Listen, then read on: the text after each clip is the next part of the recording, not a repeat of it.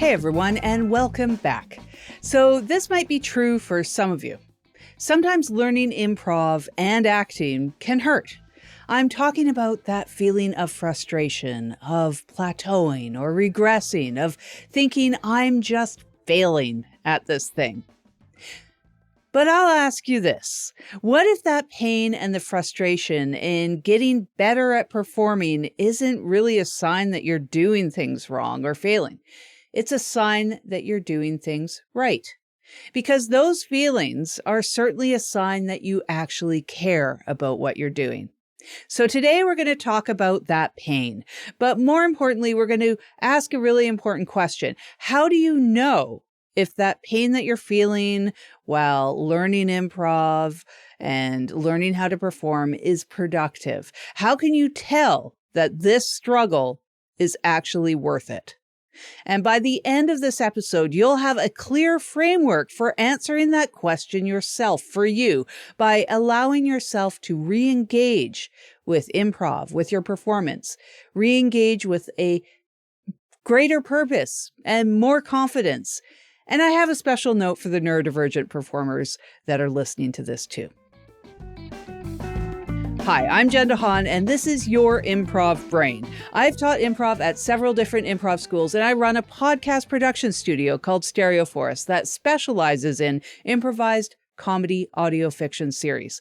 I also have a website called Improv Update that has a couple newsletters attached to it and a lot of resources for learning improv and comedy performance. So let's get back to that framework now. That feeling of getting frustrated, of feeling like you're not just stuck, but you're actually getting worse. It's a deeply human part of learning. And improv, as you might know, is absolutely no exception. Now, to be really clear before we get started, in this episode, I'm only talking about the pain that comes from the practice and the process of learning improv itself. If you're experiencing pain from, for example, mistreatment or a toxic environment, that's a separate and also very serious issue, but it's a separate thing. In this episode, we're going to talk about the pain of learning and performing improv itself. Okay, so I recently experienced this kind of reframing practice in a pretty intense way.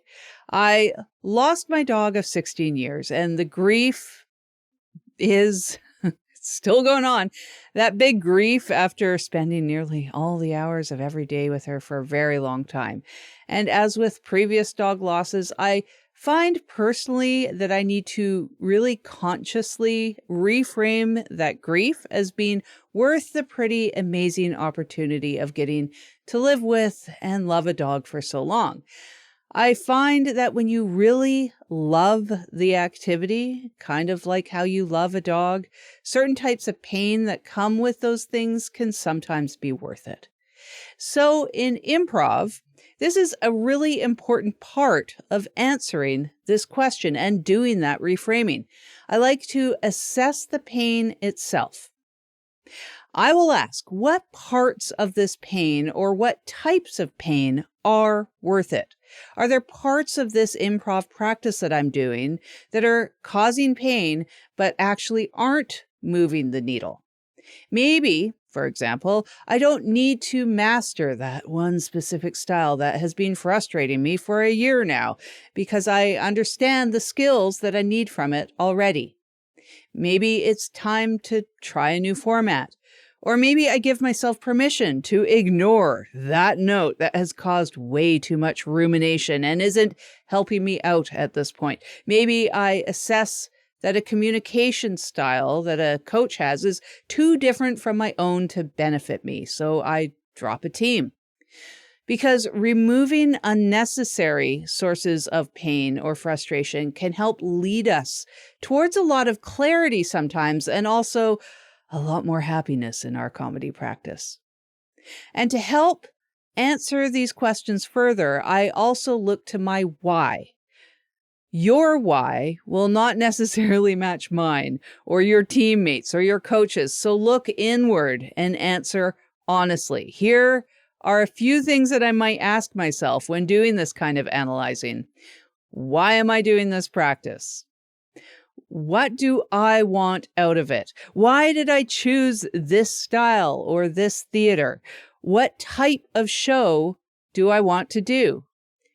Am I having fun with these people in my life? What are my creative goals? Is this the right style or the right theater for those goals specifically? Am I still growing, or is it time to develop my own comedic voice at this point yet? And then return again. Apart from some learning frustration, am I having fun? Because who knows, during this analysis, maybe you end up sticking with a coach, that one with a frustrating or different communication style, because you really like and want to grow with the people on your team, which is a great choice too. Or you might identify some ways to make things easier or drop the frustration and just, do the scene. If you know that you're making progress towards a goal that you really care about, a bit of learning pain along the way is okay, especially knowing that it's temporary. That regression or that plateau will end if you assess that it's worth it to you. So look to that why too, because that why can help you adjust what you might need to change up. Also know that all the pieces of learning and work do change you, so they're not lost if you give something up. I learned that when I lost my business teaching dance fitness and building out a custom fitness teaching format. It was a huge project, and I lost it to the ongoing pandemic. And it was a really painful loss for me, but I didn't really lose it. I use so many of those skills now in improv and at my podcast production studio, Stereo Forest. So many of those performance and business skills were just repurposed. I had all of that learning, all of that muscle memory ready to apply to this new thing in my life. So the pain is often the learning itself. It's a signal of your growth. So listen to what it's telling you. And in the end, it is all your choice. You can choose where to put your focus. You can choose what to accept and what to walk away from and what to walk towards. And for my fellow neurodivergent improvisers, ADHD or autistic like me, let's think about all the things we have been through. We can get past so much by just trying. We sure as hell know how to try, right? Because we often have to with the world working against us. We have to try so hard every single day.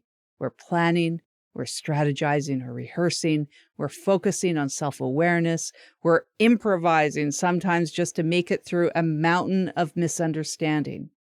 And so many people simply don't try. So now I want to acknowledge a lot of pain is often involved and often not the useful kind like being discussed in this episode. That's the unfair, unjust kind of pain.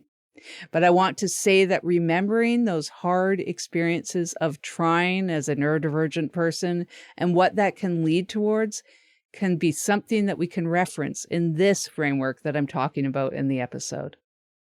And hopefully, it's a lot easier than what we experience every day. So let's get back to the question that we asked at the beginning. How do we know if the pain of learning improv is worth it? I will propose this answer. It's worth it when you consciously decide it is. It's worth it when you can connect the struggle to your love for improv, for performance. When you've assessed that this pain or frustration in learning something, even when you plateau or you feel like you're regressing backwards, is productive. You remove the pain that's not productive, and what remains can be reframed as the necessary price of learning something that you love. What remains is actually worth it, because those things lead towards your growth. And now, because of your careful assessment, you can see that pain as growth. I'd love to hear how you've approached reframing your struggle in your own improv practice. Share it in the comments below if you're watching this on YouTube, or join our Improv Update Discord community. There are many channels to discuss improv, including one for this show. The invite link is in the description and the show notes. Subscribe to this YouTube or to the newsletter at Improv Update for more resources just like this one. So thanks for tuning in, and I'll be here next Monday. You have been listening to Your Improv Brain, a Stereoforest production. This show is created and is written, edited, and produced by Jen Hahn of Stereoforest.com. You can find show information, show notes, transcripts, and contact information at the show's page at stereoforest.com/improvbrain. Thanks for listening.